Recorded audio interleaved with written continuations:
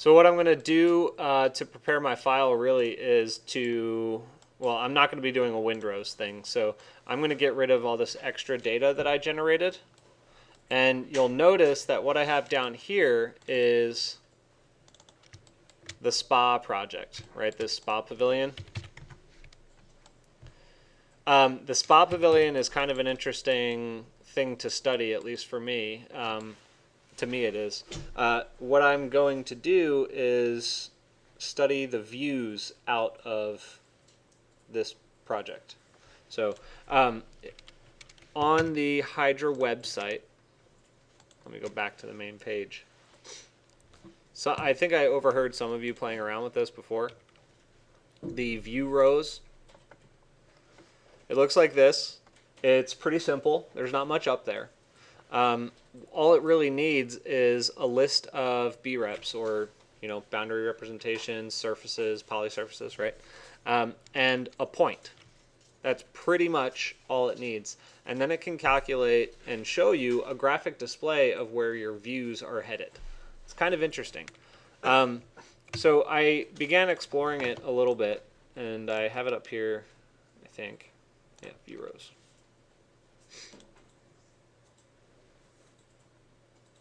Okay. So there's a default setting on here. The default already has pre-programmed B-reps. Oh, that's right, I made one and it lost it. Notice that there are different colors. So let's kind of like trace our way through this and begin to understand what's happening. I have a B-rep, a point, and a slider for the radius, right? So if I change the radius, I say 500 instead of 677, you'll see that it'll change in size. Makes it a little bit smaller, right? So that's pretty much going to be where you fine tune it for if you're going to generate a diagram off of this. The output here, the README is telling you the blocked angles and the visible angle. I think this is cumulative. I'm not sure yet, though.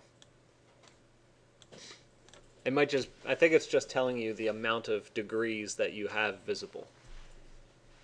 Don't quote me on that. Anyway, so the ones that are being output are the actual blocked curves and the view rows itself. And that gets processed a couple of different ways through a gradient, which then gets materials applied to it.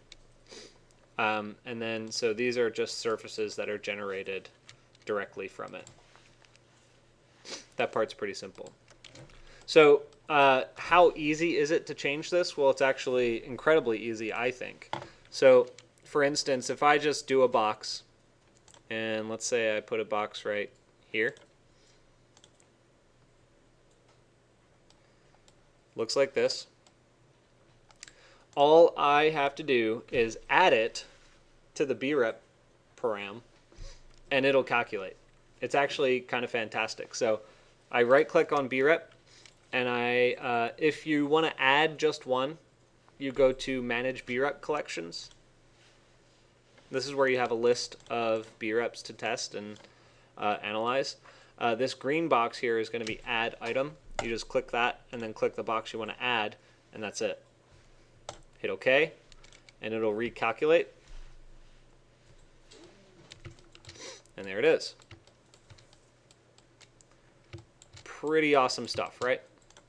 So what that did was it reduced the angle, visible angle, and it gave me another subdivision of blocked angles. It's kind of fascinating, right? Super easy to use. With that, one of the things that I wanted to test here, and I'm testing this live with you guys, is sort of an interior study.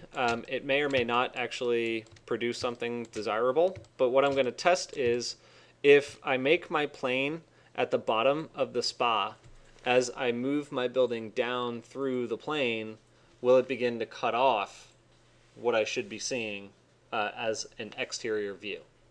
So notably, what I'm seeing here, I should have a view throughout this bottom quadrant almost the entire time.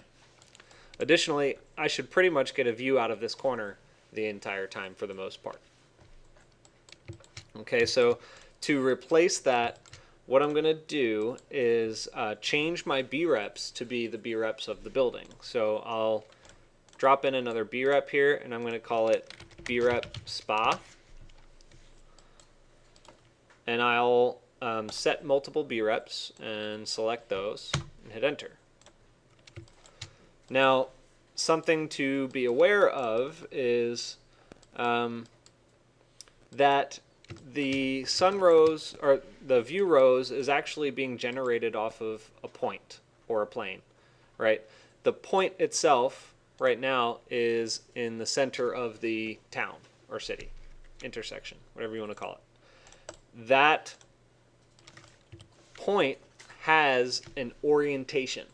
So it's important to note that, because the plane is going to define where your views are being calculated.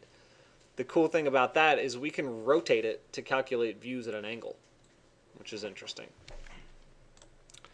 So what I'm going to do is move this point to be located in the center of my building. And right now, actually, I'm just going to move those so that they don't bother me.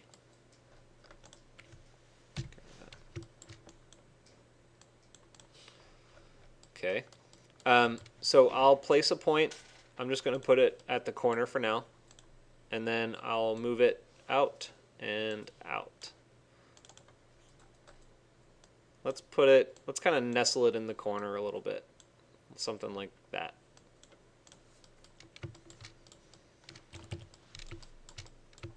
All right. So this point is coincident with the bottom of my building. And let's give it a shot. So there's that, and I just want to replace that point with the new one. So I'll say set one point, and I'll select this one instead. Notice how the buildings are outside of the radius, so it won't block it and create any shadows. Those are the preloaded buildings. And what I'll do is just replace this connection with that instead. Let's see if that's going to work for us. Okay, so we got nothing if it's coincident, and let's drop it down a tad.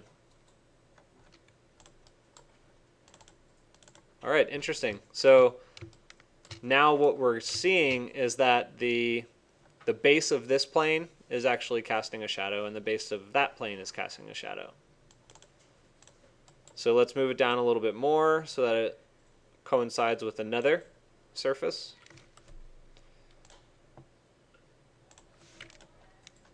Another one.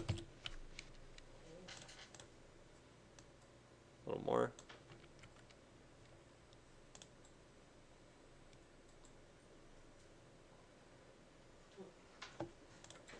All right. We'll go down a little further. Say to about there.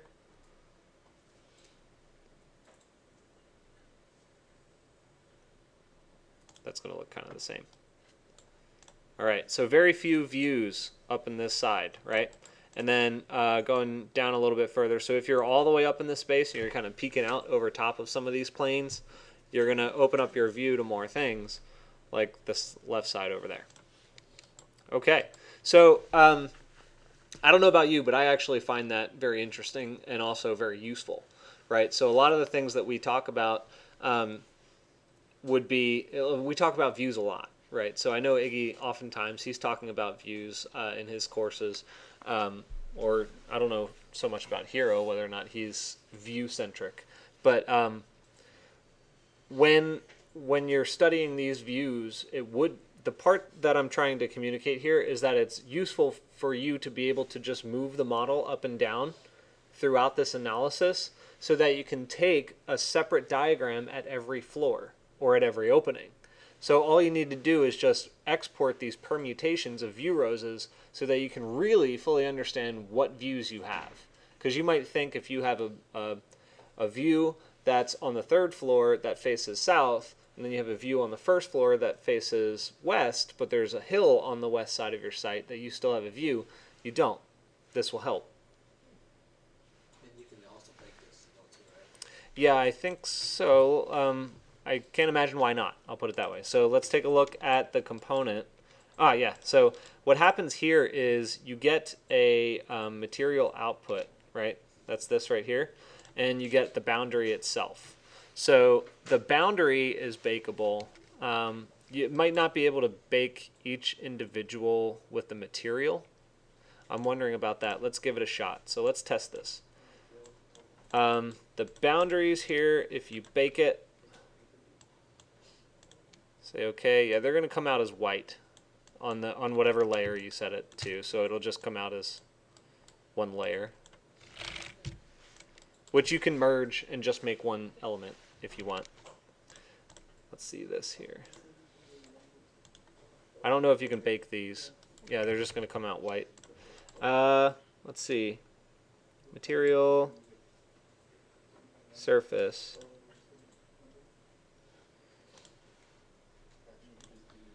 Yeah, I don't think you'll be able to bake it out as the material that it is. I don't think this is going to do anything. Yeah, that won't. So my thought is, if you bake this, you might have to just select them and drop them onto an appropriate surface. I'm just trying to figure out where you would isolate it. I don't know. Because they're not technically on different layers. They just have... The materials in Grasshopper are not layers. Okay? Because it looks like it's a different color, that doesn't mean it's a different layer. It only has a layer when you tell it where to go. That's it. Otherwise, it's just a material that's applied. Okay, that's important to know. Any questions? Useful? Okay.